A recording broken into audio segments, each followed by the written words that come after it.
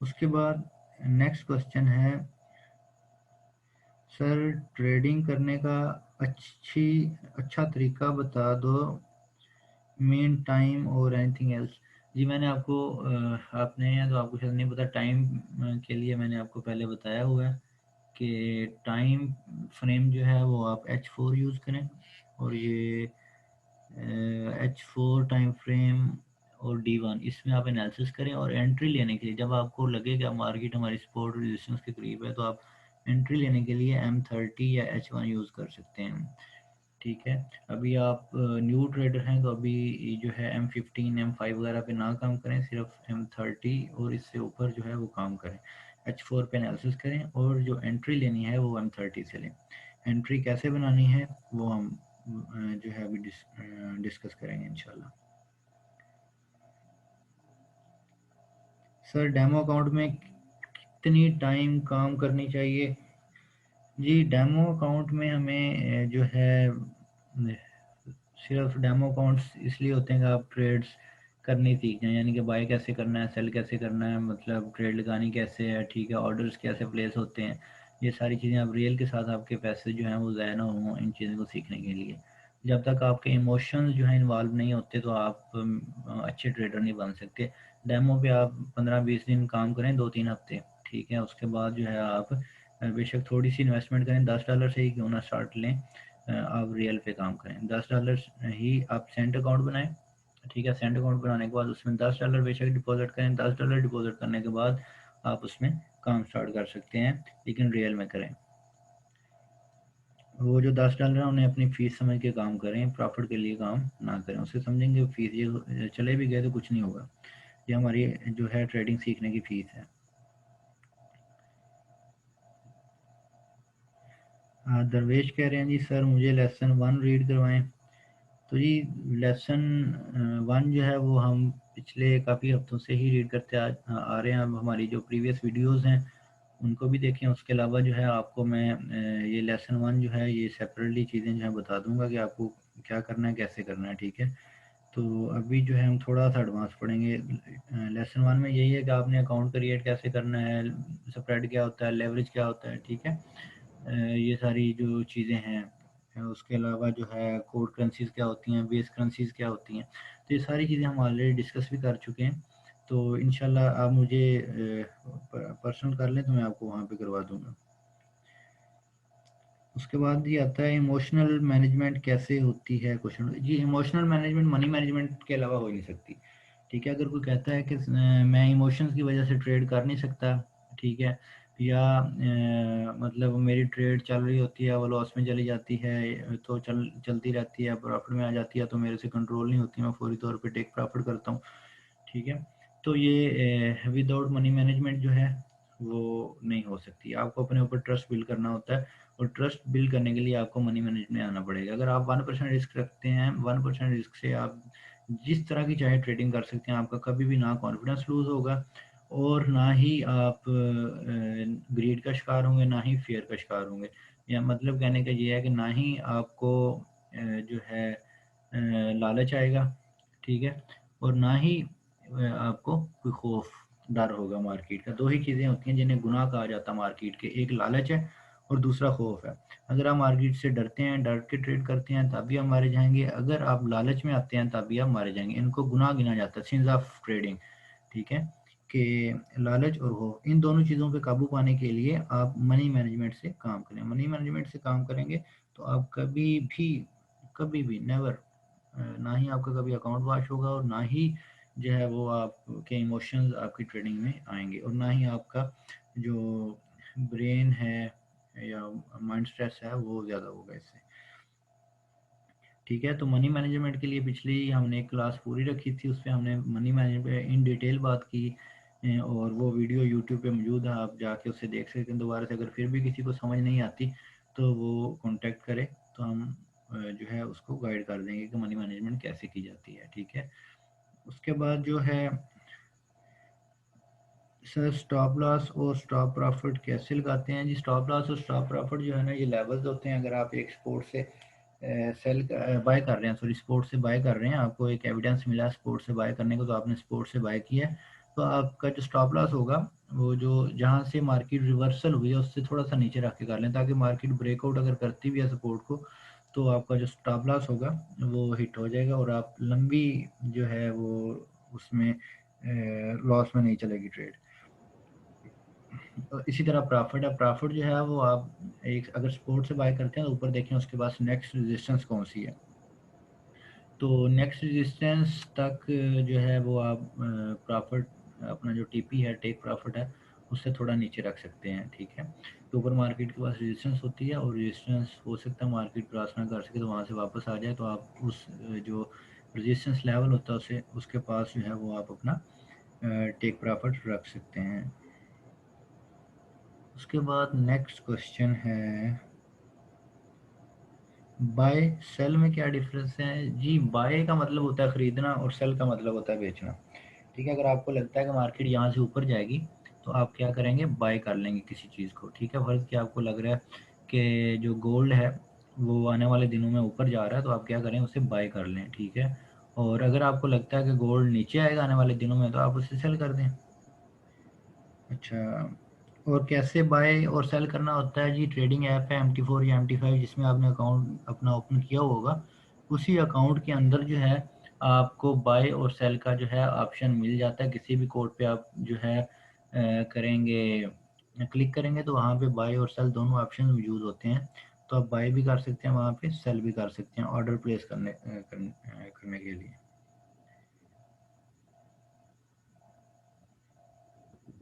सब सर सबसे best profit देने वाली ट्रेड कौन सी लगानी चाहिए। जी जो आपको बेस्ट लगे कि यहाँ पे ट्रेड बन रही है, टेक्निकली आपको लग रहा होता है कि यहाँ पे ट्रेड बन रही है, उसकी कोई न्यूज़ नहीं है, ठीक है। न्यूज़ लाजमी देखा करें मार्केट में न्यूज़ क्या आ रही है, ठीक है। उस पेयर के साथ कोई न्यूज़ नहीं है तो आप उसको किया करें। अच्छा, ये कोई स्पेसिफिक पेयर नहीं होता, जितने भी पेयर्स हैं 40-45 या अगर सारे मिला लें कोई 79 के करीब पेयर्स हैं, ठीक है, 80 के करीब।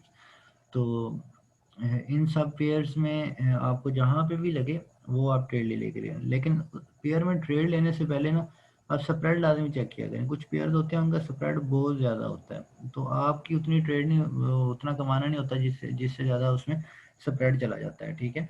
तो स्प्रेड जो है ये लाजमी देखा करें कि जिस पेयर में आप ट्रेड लेना चाह रहे हैं उसका स्प्रेड कितना है। अब पाउंड न्यूजीलैंड डॉलर जो है GBP NZD, तो उसका स्प्रेड जो है वो जो मेन करेंसीज हैं उसमें उनमें सबसे ज़्यादा होता है, ठीक है।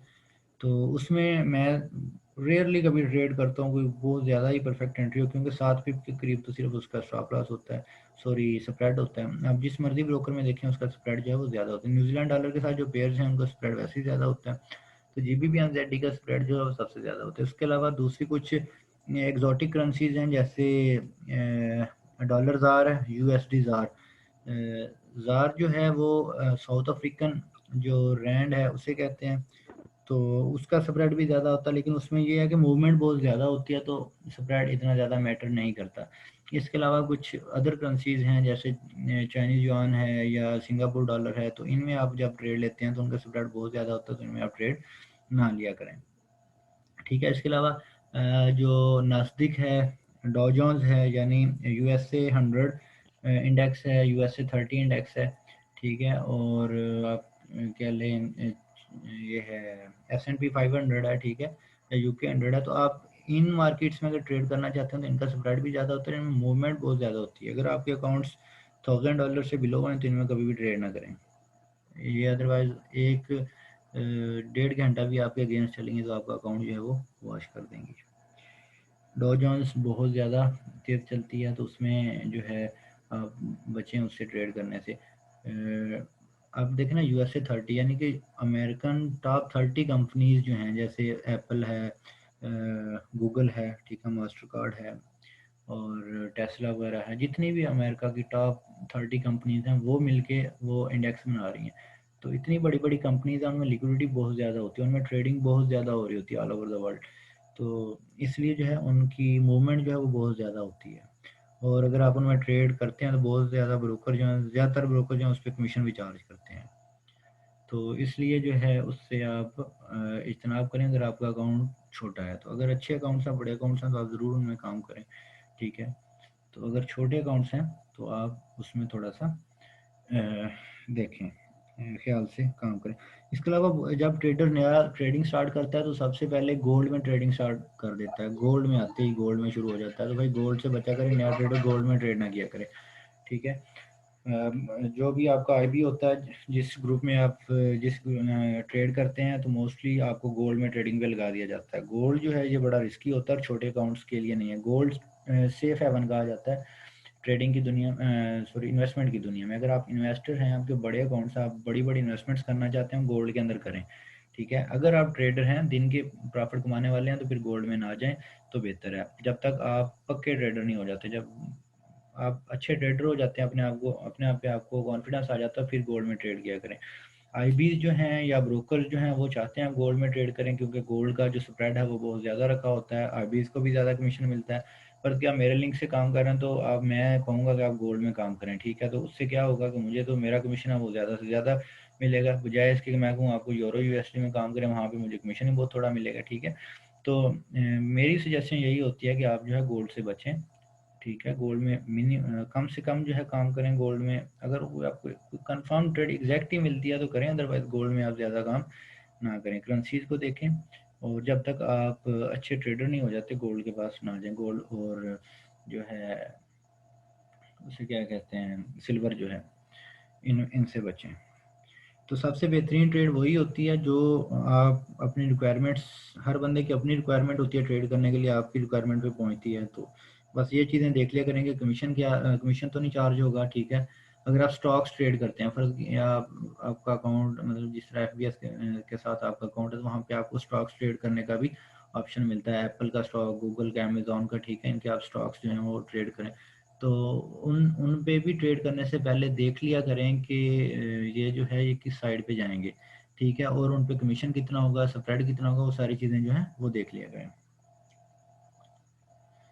उसके बाद जो है ट्रेड लगाने का सही टाइम कौन सा है। अब इसमें दो चीज़ें हैं, या तो आपने टाइम फ्रेम का पूछा होगा तो वो मैंने पहले बता दिया कि H4 और D1 में एनालिसिस करें, M30 में एंट्री लें। और दूसरी जो चीज़ है कि वो हो सकता है कि लोकल टाइम के मुताबिक किस टाइम ट्रेड करनी चाहिए। तो ये भी मैंने पहले भी बताया था कि जो लोकल टाइम है, आप जो सुबह के टाइम, अगर आप ट्रेड, अगर अग्रेसिव ट्रेडर नहीं है, आप स्लो, बिल्कुल स्लो मूवमेंट के ट्रेडर हैं, ज़्यादा रिस्क नहीं लेते या आप ज़्यादा तेज़ मार्केट में काम नहीं करते, तो आप सुबह मॉर्निंग में भी कर सकते हैं। अगर आप कुछ मार्केट में अग्रेशन से आना चाहते हैं, यानी कि अग्रेसिव आप चाहते हैं कि मार्केट चलती रहे, तेज़ी से चले, तो आप जो है 12 बजे के बाद ट्रेडिंग करें। और अगर उससे भी ज़्यादा तेज़ी चाहते हैं मार्केट में, तो आप शाम को 6 बजे से, जब अमेरिकन सेशन स्टार्ट होता है, अमेरिकन और लंदन सेशन ओवरलैप करते हैं, उस टाइम पे जाके आप ट्रेडिंग करें। तो उस टाइम पे बहुत ज़्यादा लिक्विडिटी होती है मार्केट में। ये आपके अपने ऊपर डिपेंड करता है कि आप किस तरह के ट्रेडर हैं। सर मेरे फर्स्ट क्वेश्चन का आंसर मुझे मस्त चाहिए, मेरे ख्याल में मैंने अभी तक कोई क्वेश्चन नहीं छोड़ा, तो आपको आंसर मिल गया होगा।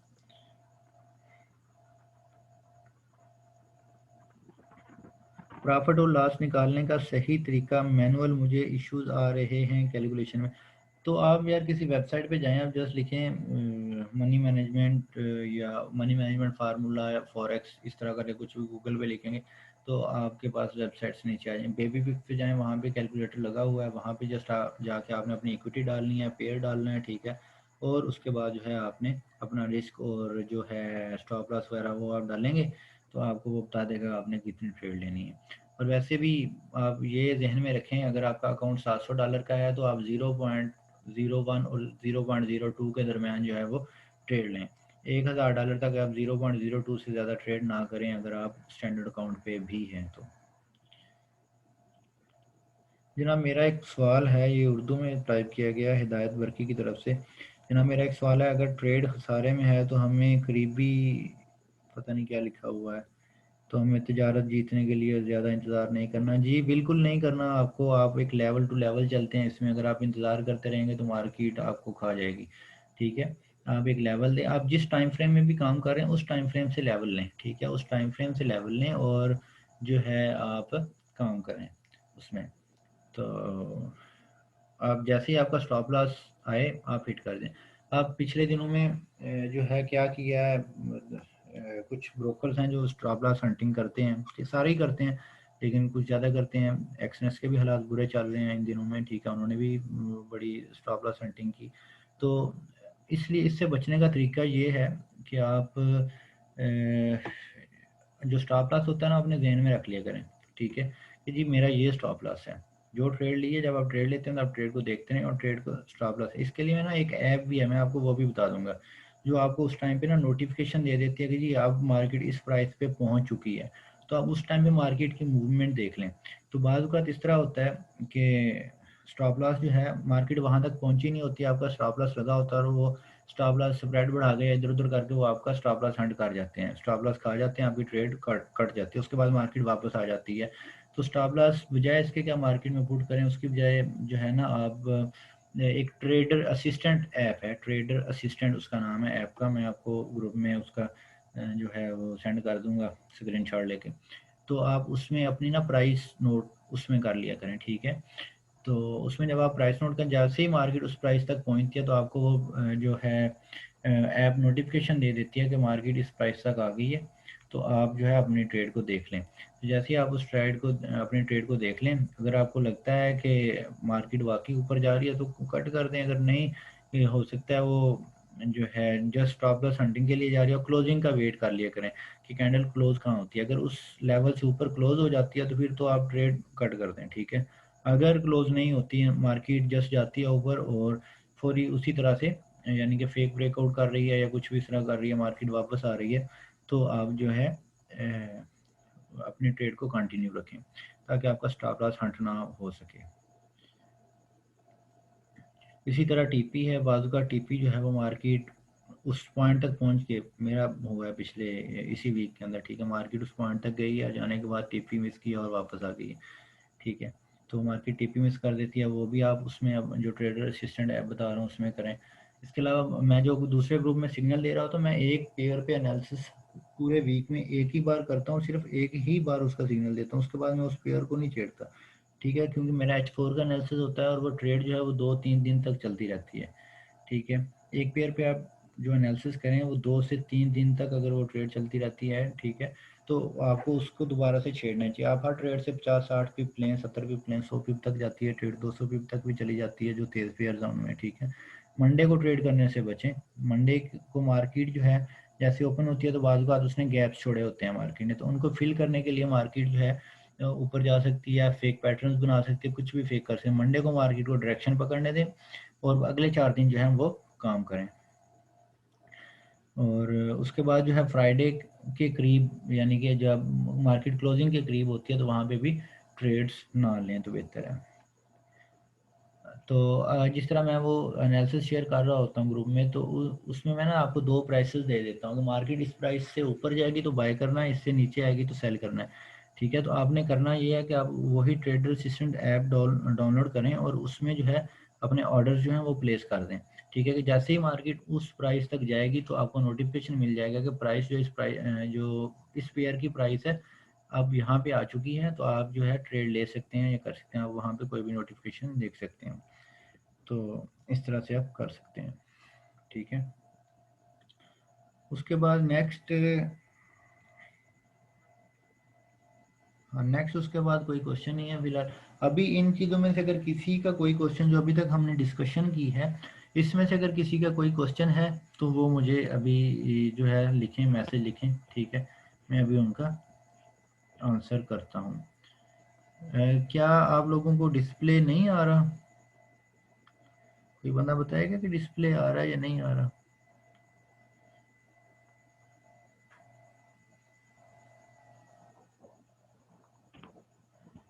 ठीक है, ये कोई बंदा कह रहा था कि ये फ़ानी है, कोई कौन है जी फ़ानी, ये अपना रियल नाम भी बता दे, ठीक है। ये कह रहा था कि डिस्प्ले नहीं आ रहा। असिस्टेंट से अच्छा नहीं है कि आप हम सेल स्टॉप और बाय स्टॉप जो है वो प्लेस करें? यार बाय स्टॉप और सेल स्टॉप में यही वही बात मैंने किया कि बाद का मार्केट उन पॉइंट्स तक जाती है और फेक ब्रेकआउट होता है और मार्केट वापस आ जाती है, तो आपने क्लोजिंग का वेट करना होता है, ठीक है, आपने क्लोजिंग का वेट करना होता है। तो आप जो है वो मार्केट की क्लोजिंग का वेट, अगर आपने बाय स्टॉप या सेल स्टॉप लगाया, जैसे ही मार्केट उसको टच करेगी तो वो ऑर्डर प्लेस हो जाएगा। तो इसलिए जो है उससे बेहतर है कि आप ट्रेडर असिस्टेंट जो है वो यूज़ कर लें, वो आपको असिस्ट करता रहेगा कि मार्केट कहाँ पे पहुँच गई है। और भी किसी का क्वेश्चन? अभी जो है हमारी जो करंट मीटिंग है इसको एंड होने में कुछ 7-8 मिनट बाकी हैं। तो इन 7-8 मिनट में आपके कोई अगर किसी भी तरह के क्वेश्चन हैं वो बता दें। नेक्स्ट मीटिंग जो है हमारी, अभी हम दोबारा से जब मीटिंग स्टार्ट करेंगे तो जो है उसमें हम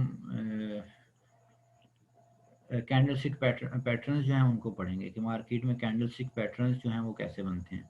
फिर हम उस पूरी क्लास में सिर्फ कैंडल स्टिक पैटर्न्स पढ़ेंगे। अभी बता दें अगर किसी का कोई क्वेश्चन है, कोई भी किसी भी तरह की डिस्कशन चाहते हैं, रूल्स एंड रेगुलेशंस के हवाले से अगर किसी तरह की डिस्कशंस चाहते हैं, टैक्स के हवाले से किसी तरह की जो है डिस्कशन चाहते हैं, लीगल या इलीगल होने के हवाले से किसी तरह की डिस्कशन चाहते हैं, वो बता दें। अभी हम 5-7 मिनट में ये देख लेते हैं ताकि हमारी जब मीटिंग एंड होगी तो हमें अगर कैंडल स्टिक पैटर्न्स पे हुए तो फिर वो मसला हो जाएगा। तो मैं चाहता हूँ कैंडल स्टिक पैटर्न जो है वो एक ही मीटिंग में हम मुकम्मल करें।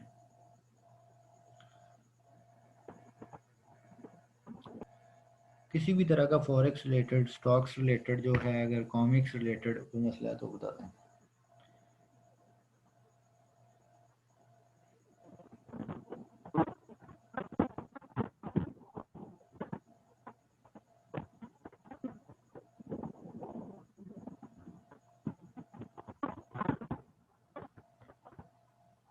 अच्छा, ये इसने एक ऐप सेंड किया, एक ऐप का जो सेंड किया screenshot, forex signals live buy sell. Sir जी क्या ये ऐप यूज़फुल है?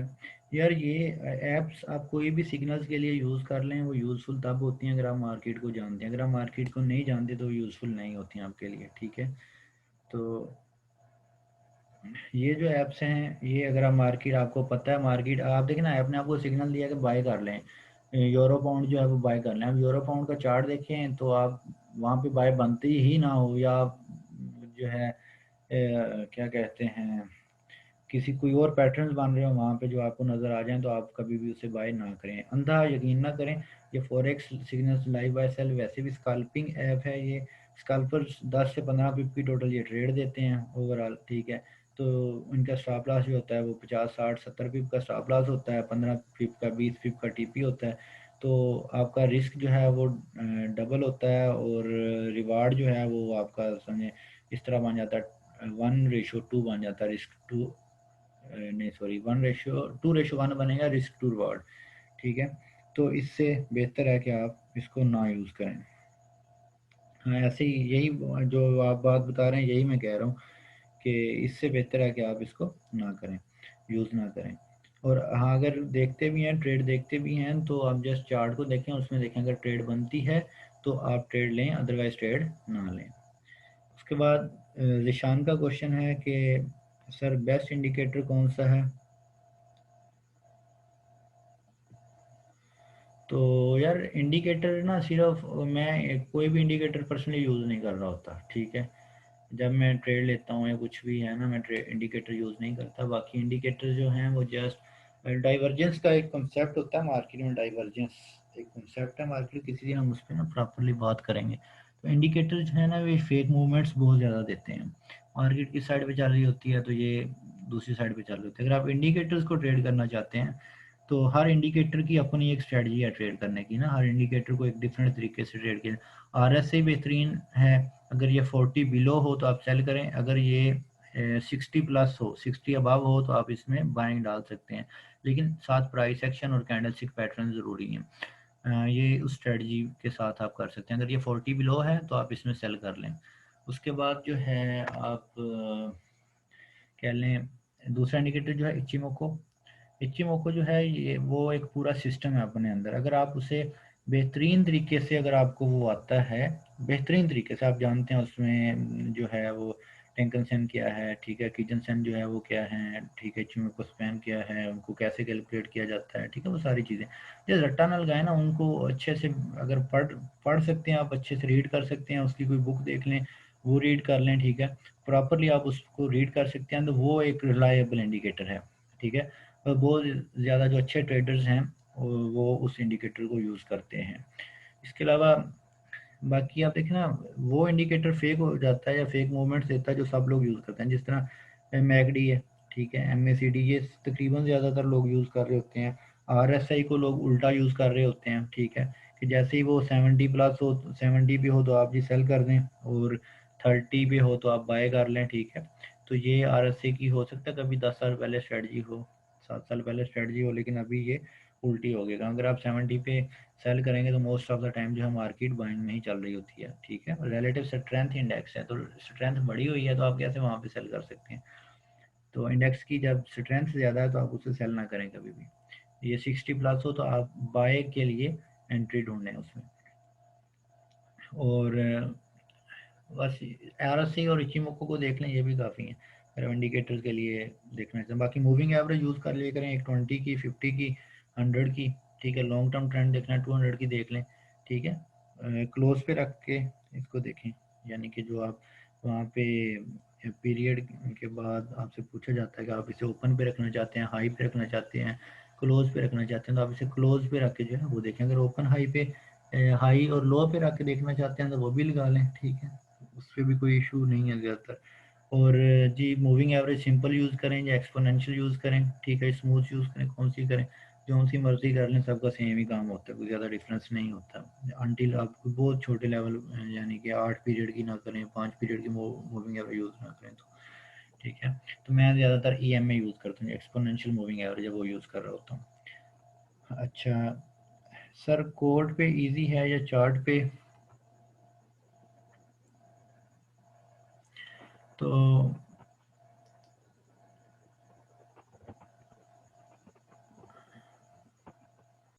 कोड पे इजी है या चार्ट पे ट्रेड करना? यार ट्रेड तो चार्ट पे ही होता है, और कोड पे मतलब मुझे ये समझ नहीं है आप कोड किसको टिक को या स्टैटिक चार्ट को कह रहे हैं। आप चार्ट देखे बगैर कैसे एनालिसिस कर सकते हैं ना, तुक्का तो नहीं लगा सकते जब तक चार्ट जो है कैंडलस्टिक पैटर्न देखें उसमें आप चार्ट करें। मैं कैंडलस्टिक से करता हूँ, कुछ लोग बार से करते हैं, कुछ लोग लाइन चार्ट से करते हैं, ठीक है। ये चार्ट्स की डिफरेंट टाइप्स हैं, हाइकन-एशी है, ठीक है, पॉइंटेड फिगर है, ठीक है। तो आप जो है उससे देखें। ये किसी का माइक ऑन है, वो बंद कर दें। उसके बाद जी अतीक भट्ट कह रहे हैं सर अपना कोई चार्ट दिखाएं, ये देखना कि ट्रेंड लाइन डेल कैसे होती है। जी सिंपल, अगर आप मोबाइल पे ट्रेंड लाइन ड्रा कर रहे हैं तो मोबाइल पे आप उस ट्रेंड लाइन के ऊपर लॉन्ग प्रेस करें और उसके बाद वहाँ ऊपर आपको डिलीट का ऑप्शन मिल जाता है। अगर आप कर रहे हैं लैपटॉप यूज़ कर रहे हैं तो लैपटॉप पे बैक स्पेस दबाएं, तो तब भी डिलीट हो जाती है। अगर आप उस पर राइट क्लिक करके डिलीट करना चाहें, राइट क्लिक करें, और राइट क्लिक करने के बाद भी आप उसे डिलीट कर सकते हैं। सर एक्चुअली ना लास्ट टाइम ऐसे हुआ था कि जो ट्रेंड लाइन ऑलरेडी लग चुकी थी ना, हाँ वो जी। डिलीट नहीं हो रही थी। जो मैं नई ट्रेंड लाइन लगाता था उनके ऊपर वो जो उनके मार्क्स शो हो रहे होते हैं, मतलब कि यहाँ से आप उसको पकड़ के एक्सटेंड कर सकते हैं। तो एक तो ठीक वो है। मार्क्स रिमूव नहीं होते, मतलब वो स्पॉट रिमूव नहीं होते, और जब भी आप टेल करने लगो आपकी वही वाली ट्रेंड लाइन जो है वो डिलीट हो जाती है, जो पहले से लगी हुई है वो डिलीट नहीं होती। मैं मैं इसके लैपटॉप पे